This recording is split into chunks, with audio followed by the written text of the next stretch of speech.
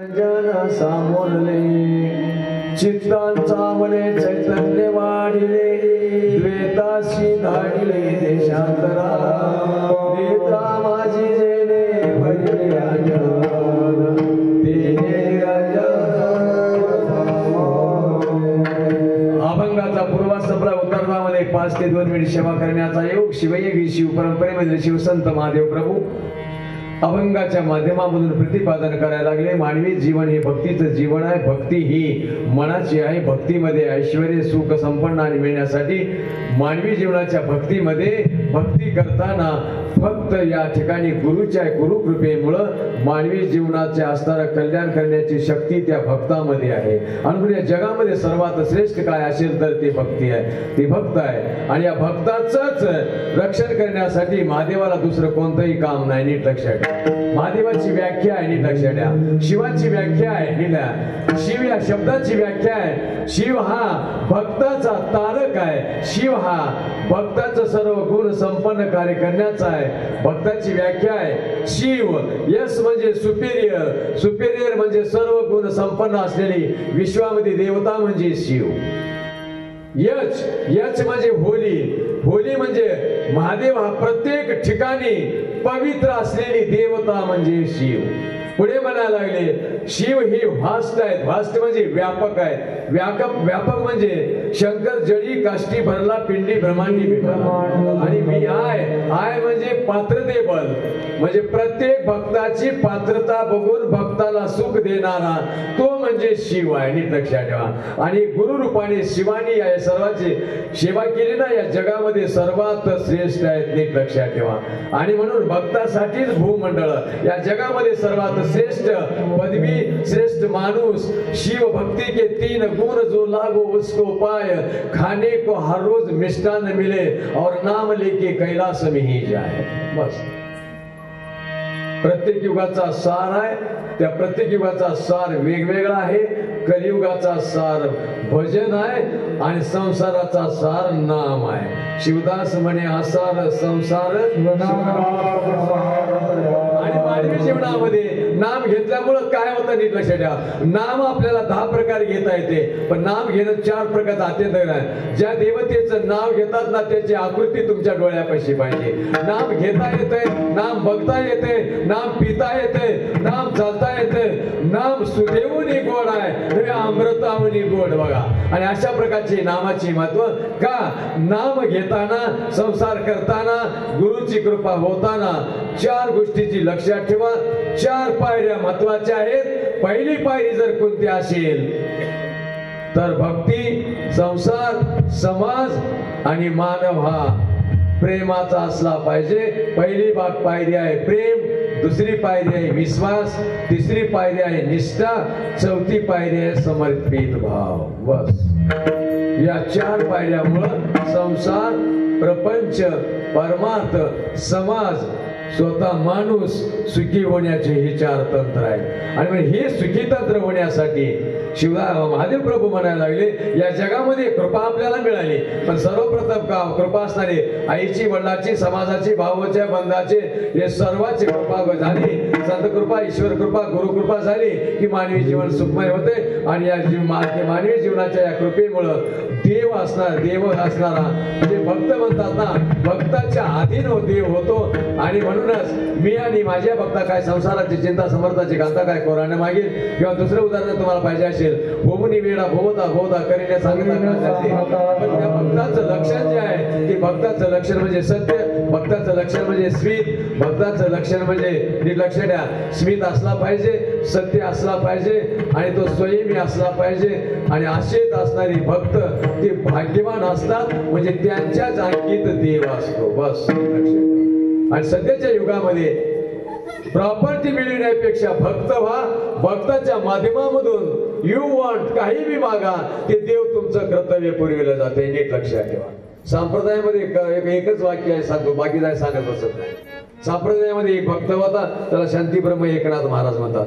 शांतीब्रह्म एकनाथ महाराजाच्या भक्तीमुळं त्या खंड्याच्या रूपाने विठ्ठलानं 36 वर्ष त्यांच्याच घरी राहिले महाराज. देव तुमच्या सांगती आहे, देव तुमच्या हृदयामध्ये आहे आणि त्या देवामध्ये हृदयामध्ये असलेला जीव शिव एकत्र आले, जीव आणि शिवामध्ये जोडण्याचा भक्त म्हणजे त्या नामामध्ये ते भक्त आहे. आणि ते नाम आहे ना, हेच नाम जगाचा उद्धार करू शकते, हेच नाम पापाचा उद्धार करू शकते आणि हेच नाम नाम चांग फिटे.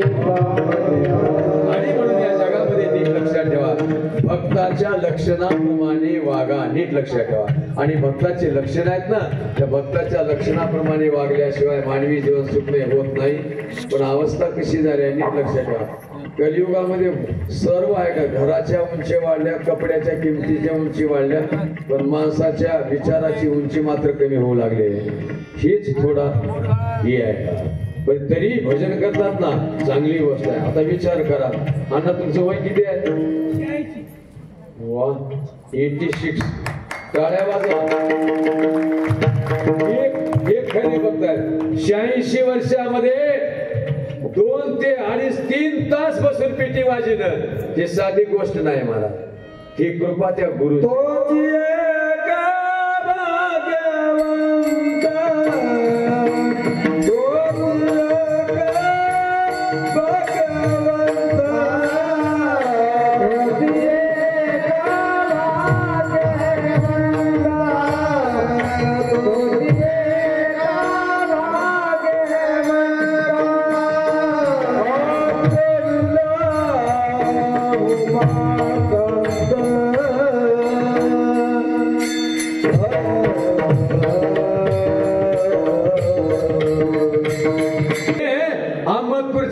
पहिले गुरु कर जात आहेत.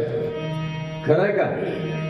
आता काय झालं नीट लक्षात. आम्ही काय म्हणाल, यांचं 86 वर्ष वय आहे ना, तुकोबाराय म्हणायला लागले यासाठीच केला होता 8 तास, याच्यासाठीच भजन करायला, याच्यासाठी नामचिंतन करायला, शेवटच्या क्षणापर्यंत दुःख येणार नाही. कमाल आहे. आता तुम्हाला सांगा, तुमचं वय 86 वर्ष आहे. एका शास्त्राने लिहिले 80च्या घरात गेला. 86 तुमचं वर, तुम्ही पुढे आहो. शास्त्राने 80च्या घरात गेला म्हणजे अगोदरचं वय 80 झाले.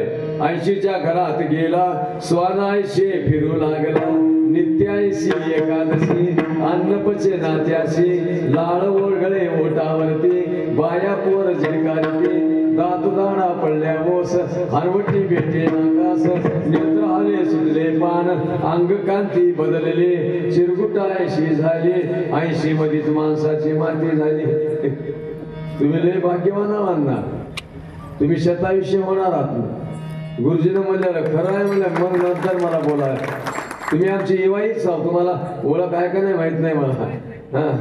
आणि मी काय म्हणत, ही जी जग निघालं ना, हे जग फार हे झालं. जगामध्ये जिथं आदर आहे, जिथं सत्कार आहे, जिथं नामचिंतन आहे, तेच माणसाचे. पहिलं नमस्कार होता आहे का नाही, आता नमस्कार गेलाय, आता आलाय टाटा. आता काय आले? टाटा. वाटत होईल फाटा, लवकर घर गाटा, व्यवहार झालाय छोटा, बायको मागते लोटा, पाठी मिळतो गोटा. आणि कुठला टाटा काय सांगावं, लय भानगडी.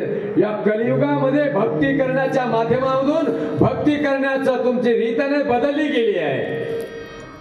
आणि हे बदलू द्यायचं नाही आपल्याला. ज्याच्या घरामध्ये हे धर्म आहे ना, ज्याच्या घरामध्ये समता आहे, ज्याच्या घरामध्ये 5 यज्ञ होतात, ते घर पवित्र आहे. 5 यज्ञ आहेत घरामध्ये, 5 यज्ञ रोजच्या रोज करायला पाहिजे.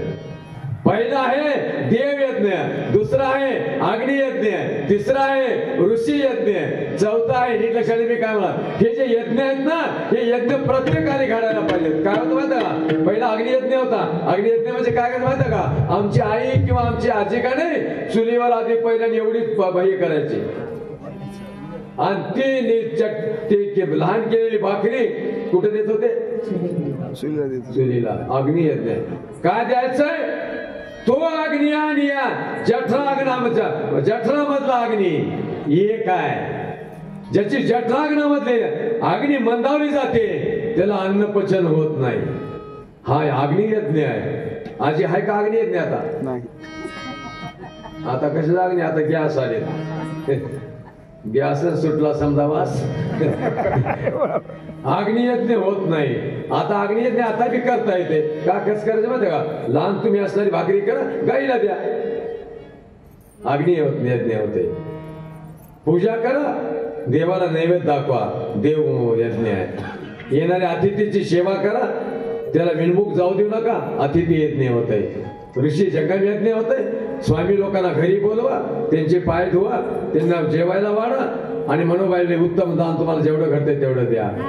ही प्रणाली नाही आहे आता, आणि ही प्रणाली तयार करण्यासाठी सुखाची प्रणाली आहे. महादेव प्रभू म्हणायला लागले, एकदा भक्त झाला ना, भक्त आणि देव वेगळा नाही, ते दोन्ही एकच आहे. ते दोघाला सोडून राहता येत नाही. शेवटच्या चरणात